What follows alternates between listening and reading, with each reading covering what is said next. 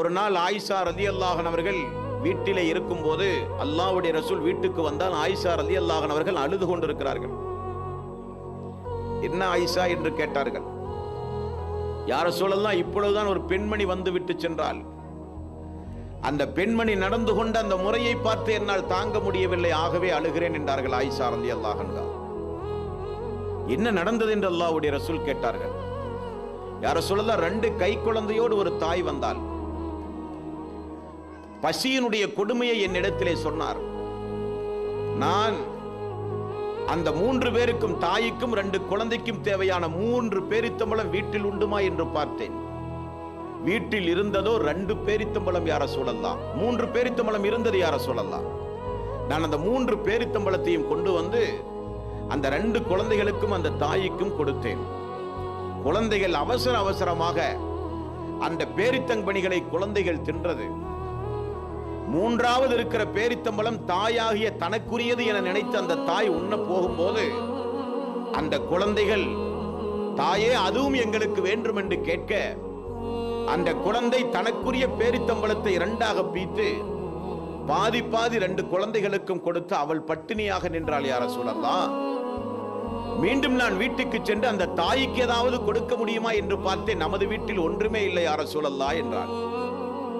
உடனே ரசூலுல்லாஹி ஸல்லல்லாஹு அலைஹி வஸல்லம் தன்னை வருத்தி கொண்டு மிகப்பெரிய தியாகம் செய்து குழந்தைகளுக்காக வேண்டியே வாழ்கிற அந்த தாய் சொர்க்கத்திற்குரியவர்கள் என்றார்கள் ரசூலுல்லாஹி ஸல்லல்லாஹு அலைஹி வஸல்லம். இன்றைக்கு ஆடம்பர பொருள்களை வாங்கி குவிப்பதற்காக, வசதிகளை பெருக்குவதற்காக, உலகத்தில் அண்டை வீட்டு பெண்ணை விட நாம் வசதியாக இருக்க வேண்டும் என்பதற்காக, நமது உறவினர்கள் எல்லாம் சந்தோஷமாக இருக்கும் போது நாம் எப்படி ஏழை எளியவர்களாக இருக்க முடியும் என்பதற்காக, சமுதாயத்தில் நம்முடைய அந்தஸ்தை உயர்த்தி காண்பிப்பதற்காக, நாமும் நம்முடைய கணவன்மார்களும் நம்முடைய பிள்ளைகளும் சந்தோஷமாக இருக்க வேண்டும் என்பதற்காக ஹராம் ஹலாலை கூட பார்க்காத குடும்பங்கள் இந்த சமுதாயத்தில் எத்தனை பேர்கள்.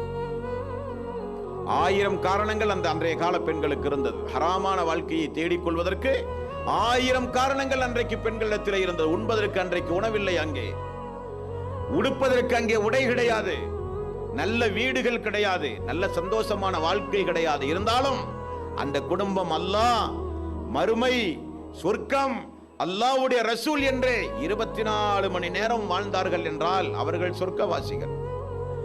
அந்த பாடங்களையும் படிப்பினைகளையும் நாம் பெற வேண்டும். நம்முடைய சகோதரிகளுக்கு சொல்லிக் கொடுக்க வேண்டும். வளர்ந்து வருகிற நம்முடைய பிள்ளைகளுக்கு இப்படிப்பட்ட வரலாறுகளை போதிக்க வேண்டும். உம்மு சலமா அவர்கள் யார்? உம்மு சுலைம் யார்? அல்லாஹ்வுடைய ரசூலுடைய மனைவிமார்களுடைய வாழ்க்கை வரலாறு, சஹாபாக்களுடைய பெண்களுடைய வாழ்க்கை வரலாறு, சஹாபாக்களுடைய மனைவிமார்களுடைய வாழ்க்கை வரலாறு, போர் காலங்களில் பெண்கள் எந்த அளவுக்கு போர்களிலே போய் பங்கெடுத்து போர் காயங்களோடு போர் காலங்களில் பாதிக்கப்பட்ட மக்களுக்கு மருத்துவ உதவி செய்கிறார்கள், குடிப்பதற்கு தண்ணீர் கொண்டு போய் கொடுக்கிறார்கள். இப்படியெல்லாம் அல்லாஹ்வுடைய மார்க்கத்திற்காக வேண்டி பாடுபட்ட பெண்களுடைய வரலாற்றுக்கு சொந்தக்காரர்கள் நாம் எல்லாம். ஆகவே தாய்மார்களே, பெரியோர்களே, எந்த காலத்திலும் அல்லாஹ்வுடைய மார்க்கத்தை மறந்து விடாதீர்கள். இதெல்லாம் இஸ்லாமிய மார்க்கத்தில் வாழ்ந்த அன்றைய கால பெண்கள். அந்த சரித்திரங்கள் எல்லாம் திரும்ப நாம் படிக்க வேண்டும், திரும்ப நாம் கேட்க வேண்டும்.